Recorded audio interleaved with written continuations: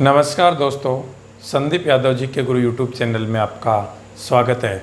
दोस्तों, अपनी बात चल रही है राजस्थान की प्रशासनिक इकाई और उसमें अपन बात कर रहे थे राजस्थान में विधानमंडल को लेकर, और विधानमंडल का एक सबसे महत्वपूर्ण अंग पढ़ रहे थे राज्यपाल।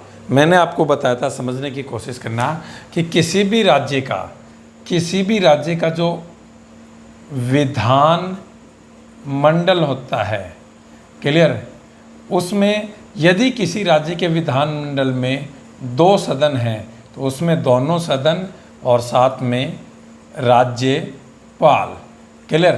तो ध्यान रखना, राज्यपाल है ये विधानमंडल का एक अंग है, क्लियर। और हम पढ़ने वाले हैं आज राज्यपाल की विधायी शक्तियाँ, क्लियर। लास्ट क्लास में हमने पढ़ा था राज्यपाल की कार्यपालिका से संबंधित शक्तियाँ।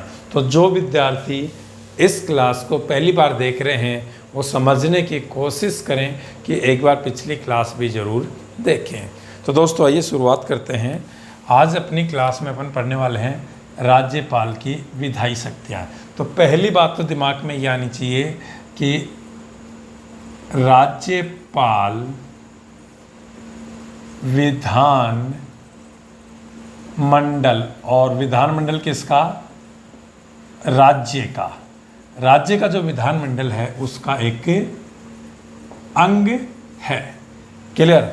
अब सुनो ध्यान से, मैं आर्टिकल को साथ लेके चलूँगा और उनके माध्यम से बात करूँगा।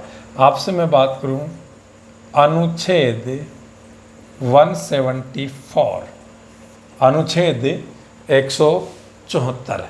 इसमें 2 बातें याद रखना। इसमें एक तो विधान मंडल के 70 को लेकर बात की गई है, और दूसरी बात है वो विधान सभा, इसको भंग करने से संबंधित बातें कही गई हैं, क्लियर। तो देखो, अनुच्छेद 174 को ध्यान से समझना, यहाँ से कई क्वेश्चन निकल के आएंगे। सबसे पहले मैं बात करूँ विधानमंडल का 70। देखिए दोस्तों, जिस राज्य में एक सदनात्मक विधानमंडल है वहाँ पर विधानसभा होगी। जिस राज्य में द्विसदनात्मक विधानमंडल है वहाँ पर विधान सभा होगी और विधान परिषद।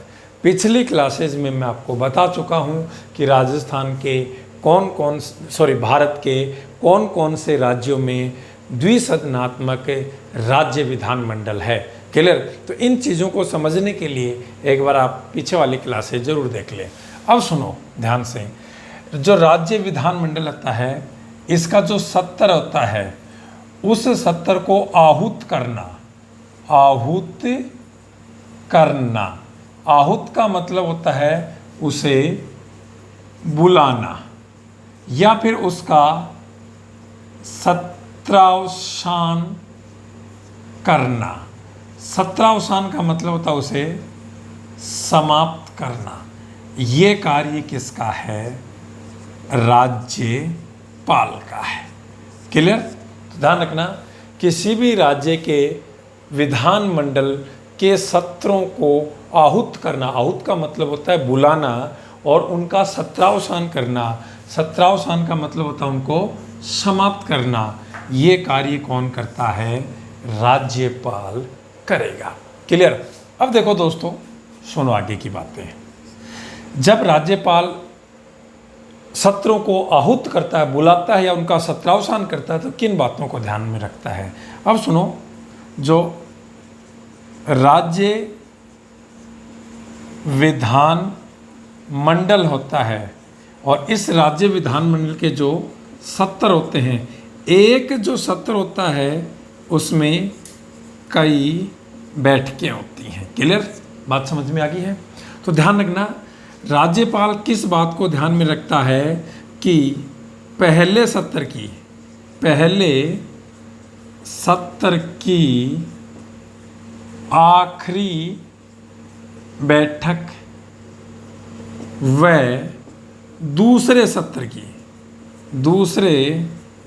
सत्र की पहली बैठक होती है उनके बीच 6 माह से अधिक समय नहीं होना चाहिए।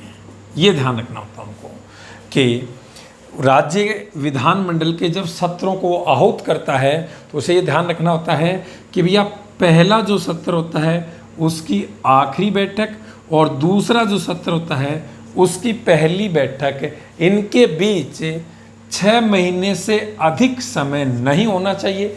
कम कितना भी हो सकता है, 2 महीने भी हो सकते हैं, 4 महीने भी हो सकते हैं, लेकिन 6 महीने के अंदर अंदर उसे राज्य विधानमंडलों के सत्र को आहूत करना होता है। अब देखो, हमारे देश में चाहे सेंटर में बात करूं या मैं राज्यों में बात करूं, वर्ष में 3 सत्र बुलाए जाते हैं।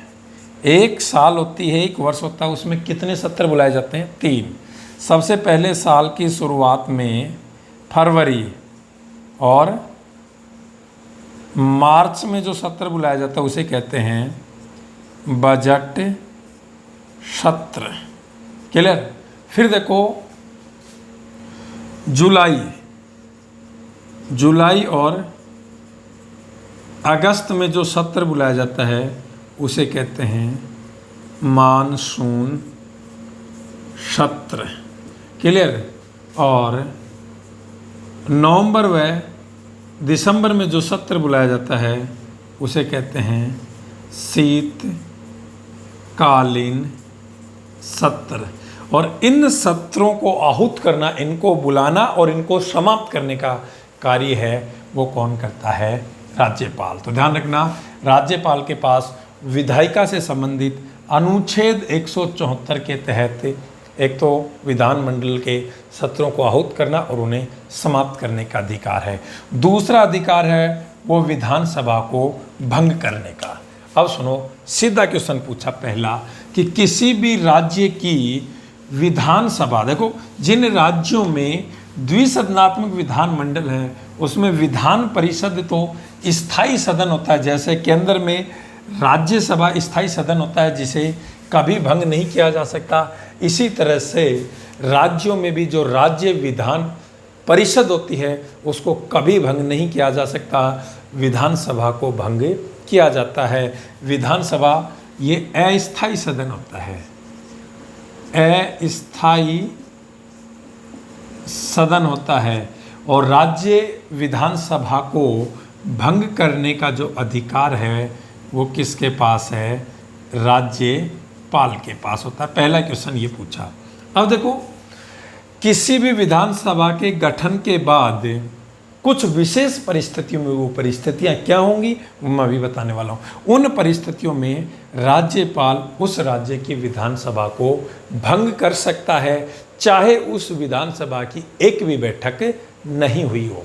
तो देखो, अब हम बात करते हैं कि किन किन परिस्थितियों में राज्यपाल विधानसभा को भंग कर सकता है। पहली बात तो बड़ी आसान है कि किसी विधान सभा का कार्यकाल पूरा हो जाए। और राज्य विधानसभा का कार्यकाल है वो दोस्तों 5 वर्ष का होता है, और उसका विधानसभा का कार्यकाल पूरा हो जाए और नई विधान सभा का गठन हो जाए तो राज्यपाल है वो पुराने वाली विधानसभा को क्या कर देगा? भंग कर देगा। एक तो इस परिस्थिति में करता है। दूसरी परिस्थिति ध्यान से सुनना, नंबर 2 पे अनुच्छेद 356 में ये कहा गया है कि कई परिस्थितियों में राज्य की विधानसभा को भंग किया जा सकता है। उनमें से एक है कि यदि किसी राज्य की विधान सभा है वो संवैधानिक रूप से कार्य नहीं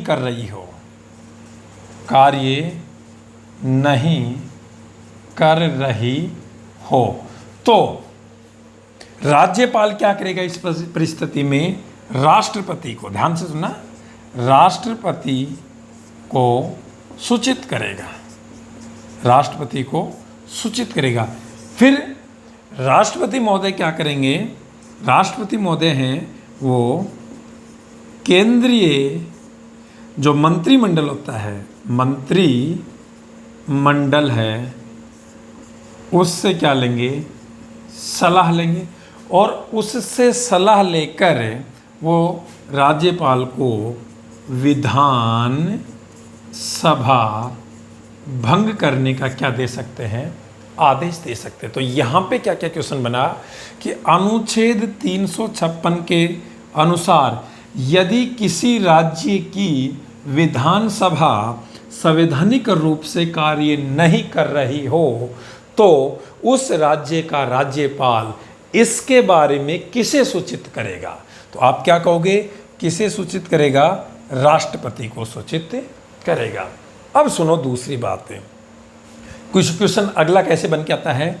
अनुच्छेद 356 के अनुसार यदि किसी राज्य की विधानसभा संवैधानिक रूप से कार्य नहीं कर रही हो तो राज्यपाल विधानसभा को भंग कर सकता है। किसकी सिफारिश पर? तो क्या कहोगे? केंद्रीय मंत्रिमंडल की सिफारिश पर।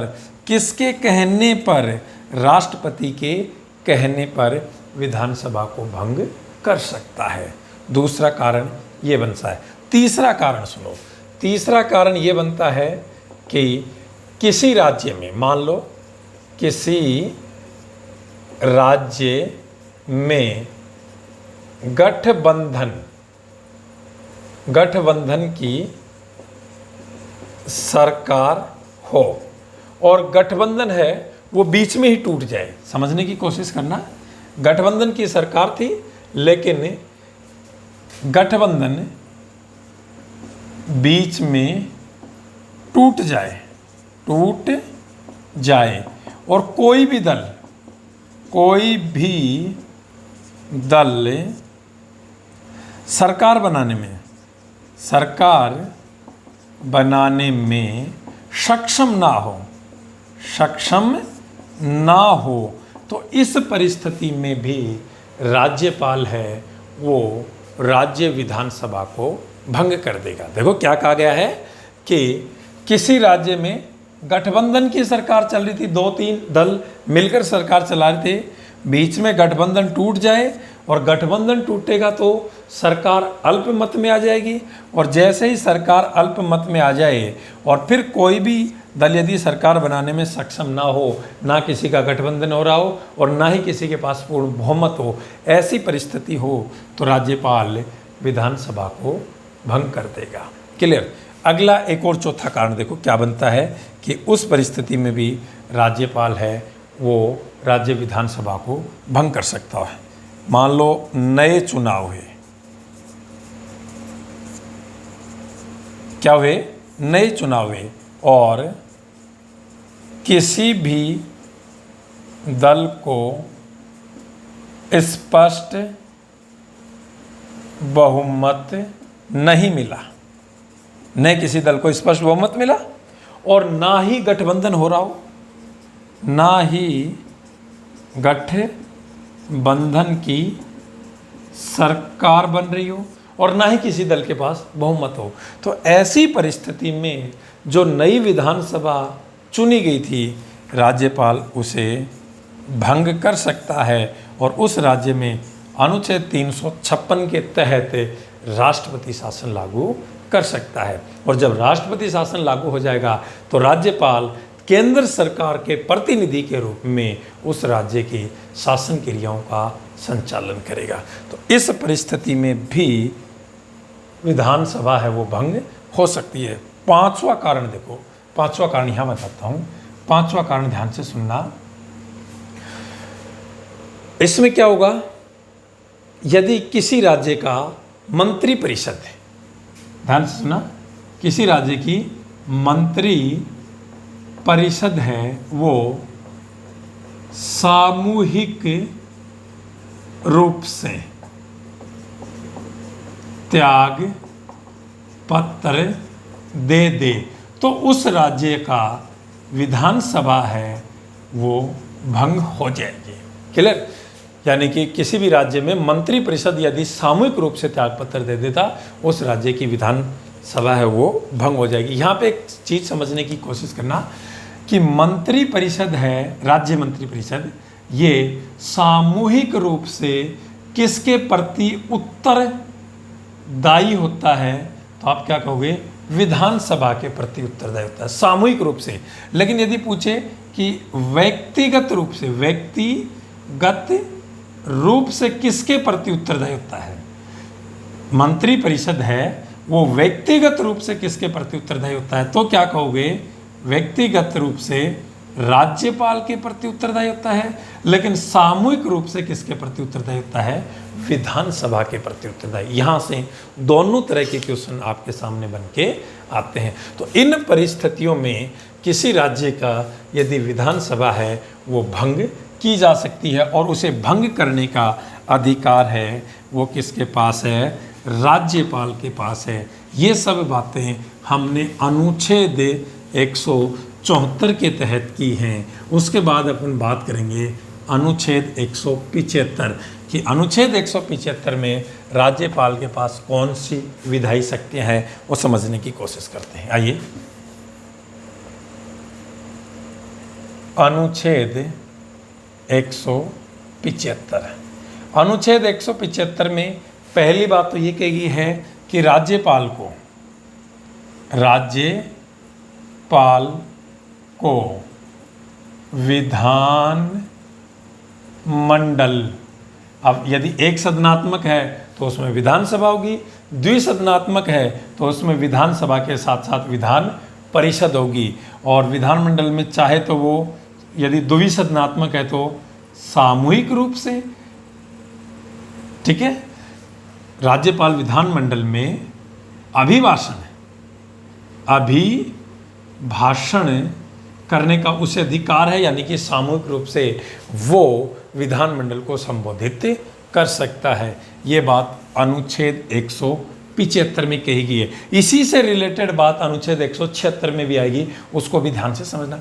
और अनुच्छेद 175 में जो ये तो पहली बात थी, और जो दूसरी बात कही गई है उसको भी ध्यान से सुनना कि उसमें क्या कहा गया है कि यदि विधान मंडल में कोई महत्वपूर्ण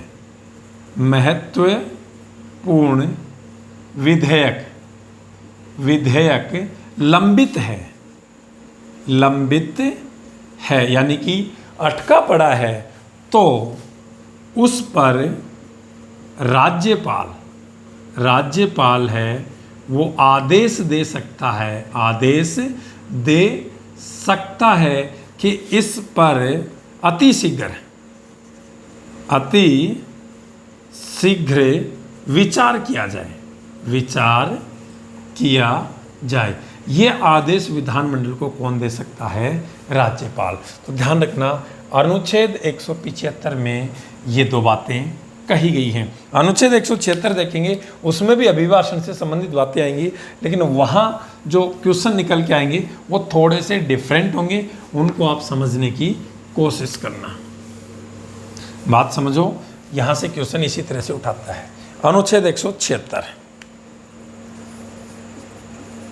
अनुच्छेद 176, इसमें भी क्या कहा गया है? देखो, इसमें भी राज्यपाल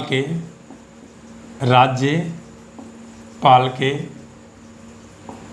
अभिभाषण से संबंधित बात कही गई है। और वो बात क्या कही गई है और वहाँ से क्वेश्चन कैसे बनता है, देखो ध्यान से सुनना। पहली बात तो ये कही गई है कि जब नई विधानसभा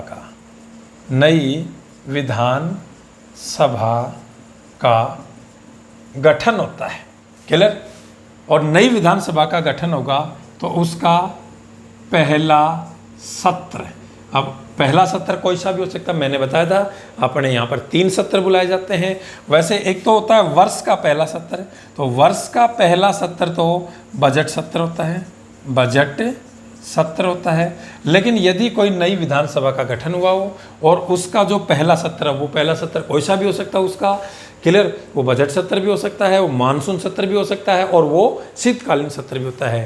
पहला जो सत्र होगा उसमें राज्यपाल अभिभाषण देगा या उसे राज्यपाल संबोधित करेगा। यदि 2 सदनों होंगे तो उनको संयुक्त रूप से भी अभिभाषित कर सकता है। क्लियर।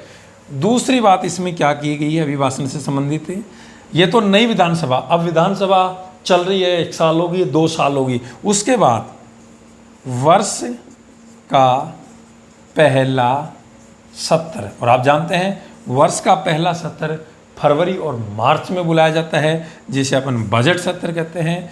प्रत्येक वर्ष के पहला जो सत्र होगा उसे राज्यपाल अभिभाषण देगा, उसे संबोधित कौन करेगा? राज्यपाल उसे एड्रेस करेगा, संबोधित करेगा पहले सत्र को। बाकी 2 और सत्र होंगे, जैसे पहला सत्र बजट होता है, इसके बाद मानसून सत्र और शीतकालीन सत्र को राज्यपाल अभिभाषित नहीं करेगा, उसे संबोधित नहीं करेगा, उसे एड्रेस नहीं करेगा। लेकिन वर्ष के पहले सत्र को राज्यपाल अभिभाषित करेगा। लेकिन यदि कोई नई विधानसभा गठित हुई है तो उसका पहला जो भी सत्र होगा उसमें कोई सा भी हो सकता है उसका, तो पहली बार राज्यपाल उसे अभिभाषित करेगा, वो कोई हो सकता है। फिर जब वो विधानसभा कंटिन्यू 1 साल 2 साल ऐसे चल रही है तो फिर सिर्फ साल के पहले सत्र को ही राज्यपाल अभिभाषित करेगा। ये दोनों चीज़ें आप समझना, ये अनुच्छेद 176 में कहा गया है। इसके बाद देखो दोस्तों आगे कुछ बातें समझना, वहाँ से भी कई इंपॉर्टेंट क्वेश्चन निकल के आते हैं। अब देखो किसी भी राज्य का जो विधानमंडल होता है, विधान मंडल होता है, राज्य का विधानमंडल, जब वो कोई विधेयक पारित करता है, जब वह कोई विधेयक पारित करता है तो वो विधेयक कानून का रूप कब लेगा? ध्यान से समझना। तो वह विधेयक कानून का रूप कब लेगा? तो आप क्या कहोगे? जब राज्यपाल उस पर हस्ताक्षर कर देगा।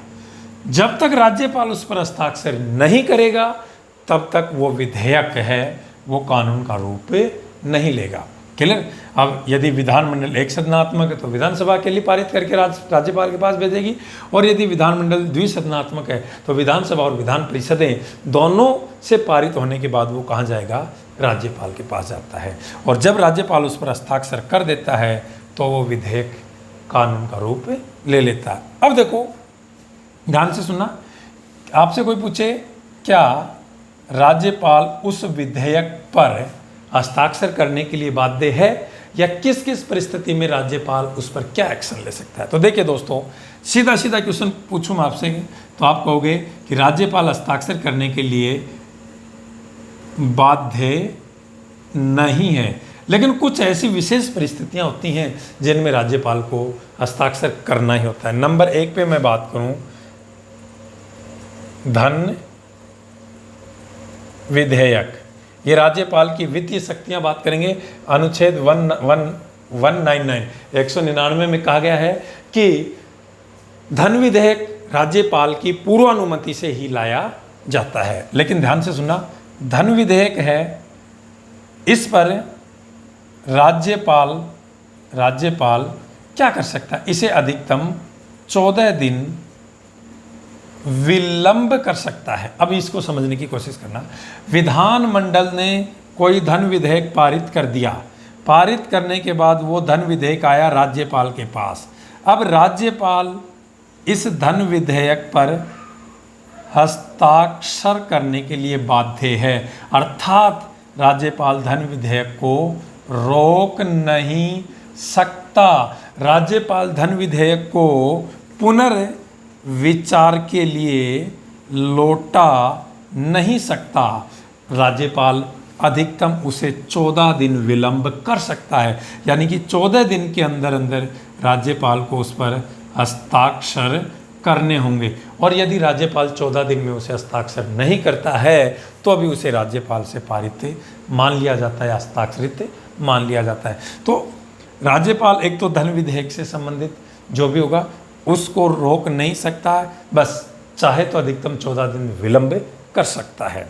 अब देखो दोस्तों, इसके अलावा जो साधारण विधेयक होते हैं, साधारण विधेयक, इस साधारण विधेयक को राज्यपाल रोक सकता है और इसे पुनर्विचार के लिए लौटा सकता है कि भैया इस पर दोबारा विचार करो और अपना जो भी उसे संशोधन देना होगा कि इसमें थोड़ा सा ये परिवर्तन करो या मुझे इस तरह की आपत्तियां लग रही हैं, तो वो उनको सलाह देते हुए उसे पुनर्विचार के लिए लौटा सकता है। अब राज्यपाल ने पुनर्विचार के लिए लौटा दिया विधानमंडल में, और अब विधानमंडल ने इसे पुनः पारित कर दिया। अब ये डिपेंड करता है विधानमंडल पे कि विधानमंडल ने उसमें कुछ परिवर्तन किया या नहीं किया। कर भी सकता है और चाहे तो विधानमंडल उसमें परिवर्तन नहीं करे। लेकिन यदि पुनर्विचार के बाद विधानमंडल है राज्यपाल के पास फिर से भेज देता है, तो इस परिस्थिति में राज्यपाल उस विधेयक को रोक नहीं सकता। राज्यपाल को उस विधेयक पर हस्ताक्षर करने ही होंगे। ये बात अनुच्छेद 200 में लिखी हुई है, यानी कि अनुच्छेद 200 के अनुसार यदि कोई विधेयक जो राज्यपाल के पास पुनर्विचार के बाद दोबारा आता है, तो वो जिस कंडीशन में आएगा, जिस स्थिति में आएगा, जैसा भी आएगा, उस पर राज्यपाल हस्ताक्षर करने के लिए बाध्य है, अर्थात राज्यपाल को हस्ताक्षर करने ही होंगे। क्लियर? तो ये स्थिति भी बनती है यहाँ पे। ठीक है, तो किस किस परिस्थिति में रोक सकता है, किस परिस्थिति में नहीं रोक सकता है। एक चीज़ और समझना, यहाँ पर कुछ ऐसे विधेयक भी होते हैं जिनको राज्यपाल है वो राष्ट्रपति के लिए विचाराधीन भेज सकता है, और वो मुख्यतः कौन सा विधेयक था। हालांकि ऐसा संविधान में कहीं उल्लेखित नहीं किया गया है कि कौन से विधेयक को राज्यपाल राष्ट्रपति के पास विचारार्थ भेज सकता है, लेकिन व्यवहार में यदि कोई विधेयक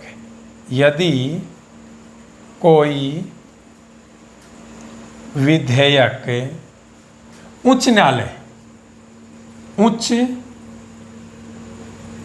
न्यायालय की शक्तियों को कम करने या उनमें फेर बदल करने से संबंधित हो, तो इस तरह के विधेयक को राज्यपाल है वो राष्ट्रपति के पास विचारार्थ भेज सकता है। ये व्यवहारिकता है, ध्यान रखना। तो व्यवहारिकता में किस प्रकार के विधेयक को राज्यपाल है वो राष्ट्रपति के पास विचारार्थ भेज सकता है, तो उस विधेयक को भेज सकता है जिसका संबंध उच्च न्यायालय की शक्तियों से है, जो उच्च न्यायालय की शक्तियों में या तो कुछ परिवर्तन कर रहा हो या उनको कम कर रहा हो, तो राज्यपाल है वो राष्ट्रपति के पास भेज सकता है। इसके अलावा देखो एक और महत्वपूर्ण शक्ति है राज्यपाल की विधायिका से संबंधित शक्ति, और वो शक्ति ध्यान से सुनो।